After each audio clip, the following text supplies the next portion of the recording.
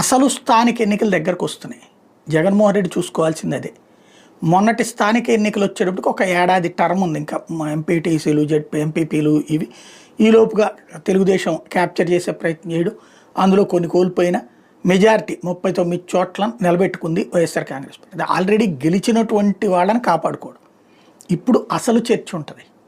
రాబోయేటటువంటి దాంట్లో తెలుగుదేశం, జనసేన, బీజేపీ కలిసి పోటీ చేస్తే అక్కడ పంచాయతీ మెంబర్లు, పంచాయతీ సర్పంచులు, ఎంపీటీసీలు, మండల పరిషత్ ప్రెసిడెంట్లు, జెడ్పీటీసీలు, జిల్లా పరిషత్ ప్రెసిడెంట్లు, మున్సిపాలిటీలు చైర్మన్లు, కార్పొరేటర్లు, మేయర్లు, ఇన్ని పదవులు ఉన్నాయి. ఇప్పటి నుంచినే ప్లాన్డ్గా చేసుకుని వెళ్తే అప్పుడు తన బలం ఎంతో తెలుస్తుంది. గతంలో అయితే 2018 టైంలో జరిగినటువంటి 18లో ఎన్నికలు జరగలేదు.